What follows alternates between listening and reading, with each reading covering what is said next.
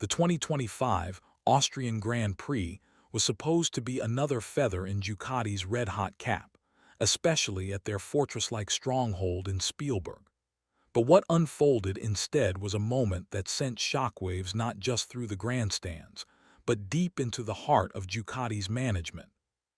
Pecco Bagnaia, the face of Ducati's dominance for the past few seasons, limped across the line in a dismal 8th place, while Marc Márquez, his new teammate and longtime rival, soared to victory in stunning fashion.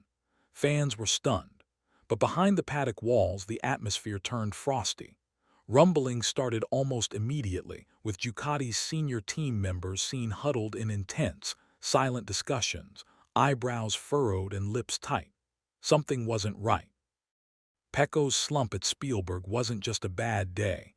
It was the latest in a series of troubling performances. And the fact that his own teammate had just proven the bike could win, that was a bitter pill to swallow. The question on everyone's mind: was this just a one-off or the beginning of a civil war inside Ducati's garage? Moments after the race, cameras caught a clearly frustrated Bagnaia in the media pen, and he didn't hold back. "I've lost patience," he said bluntly, referencing ongoing issues with the bike and what he hinted were excuses from the Ducati technical team. It was a rare moment of vulnerability from the usually composed Italian, but one that exposed the growing rift behind the scenes. What stunned insiders was the tone. Pecco wasn't just disappointed, he was clearly fed up. While Marc Márquez was busy celebrating with the team, Bagnaia seemed almost like an outsider in his own camp. Analysts immediately picked up on the tension, comparing it to historic teammate clashes in MotoGP, Rossi versus Lorenzo, Stoner versus Hayden. But in this case, the drama wasn't just between riders. It was spreading to the engineers, the strategists, and even Ducati's top management. Bagnaia's comments lit a fire across social media and paddock gossip circles. Was Ducati listening to their two-time world champion? Or were they putting all their chips? For years, the Desmos GP series was known as a beast on the straights and a marvel of mechanical evolution. But Bagnaia's recent complaints tell a different story. He pointed directly to front-end grip issues and braking instability, problems that weren't new, but that now seemed unsolvable from his side of the garage. The situation grew even murkier when Ducati's tech boss, Dall'Igna, was subtly singled out in a post-race debrief as the person expected to find answers fast. Inside sources suggested the team has been split between two setups, one tailored for Pecco's smoother style, and the other increasingly adapted to Marc Márquez's aggressive, late-breaking corner entries. As Marquez thrives, Pecco's confidence is reportedly crumbling. The bike is the same, but the feedback is wildly different. Engineers are scrambling, and some fear they may have over-optimized the Ducati toward Marquez's style, unintentionally leaving Bagnaia with a machine he no longer feels connected to. It's a mechanical mystery and a political powder keg. Is Ducati's innovation now working against its own champion? In a moment that raised alarms among his most loyal fans, Bagnaia declared Spielberg the toughest race of my career. This wasn't just post-race emotion. It was a signal that the psychological strain is beginning to mount. Bagnaia has carried the weight of Ducati's championship hopes since 2022, rising from young talent to national hero. But in 2025, the pressure has taken a sharp turn. He's no longer just defending titles. He's now defending his place in a team that seems to be gravitating toward someone else. Psychologists familiar with elite motorsport note that confidence is often the first thing to go when performance dips. And with Marc Márquez snatching victories and headlines, the spotlight that once glorified Bagnaia now casts long shadows. The whispers in the paddock aren't just about a few missed apexes. They're about mental fatigue, burnout, and whether Ducati might be grooming a new golden boy. If the mental toll continues, could Bagnaia walk away from the factory ride he fought so hard to earn? Marc Márquez's resurgence in 2025 is more than a comeback, it's a corporate earthquake. At Spielberg, he looked unstoppable, adapting to the Ducati like a rider born on it. His victory wasn't just decisive, it was symbolic. While Pecco struggled with grip, Marc seemed to float through corners with uncanny ease.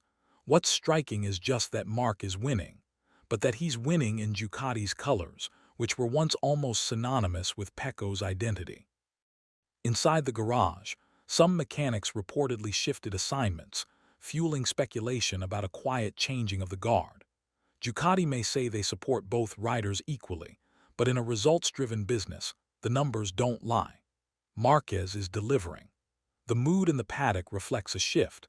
Commentators openly question whether Marc's presence is overshadowing Pecco and whether Ducati's branding is slowly being re-engineered around the legendary Spaniard. In a team known for Italian pride, could the crown be sliding across the garage toward a Catalan king? Sources close to the Ducati racing department say the Spielberg result triggered a closed-door crisis meeting among top brass. The core issue wasn't just performance, it was public image. Ducati had worked tirelessly to build a cohesive, dominant narrative. Bagnaia the hero, the machine unbeatable, the brand untouchable. But with Pecco's public outbursts and Marc's meteoric rise, that narrative now appears fractured. Executives are torn. Do they double down on their long-term investment in Bagnaia, hoping he recovers? Or do they pivot and build around Marquez, whose marketability and aggressive style are breathing new life into Ducati's global appeal? The internal tension isn't just emotional, it's financial. Sponsorship alignments, media rights, and brand identity are all in flux. And with the 2025 championship heating up, the stakes couldn't be higher. If Ducati gets this wrong, they risk more than a title.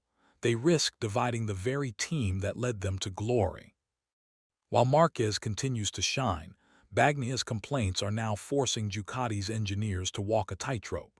The team is under pressure to tailor two performance profiles, one for Pecco's need for braking consistency and precision, and one for Marc's high-risk, high-reward handling style.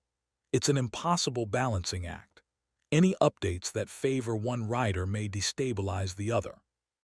Already, insiders report internal debates over data interpretations, with some engineers suggesting that Bagnaia's struggles stem more from riding adaptation than machine limitations.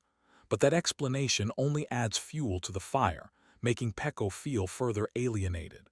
The pressure on Dall'Igna and his squad is immense, not just to win, but to unite two wildly different champions under one technical umbrella.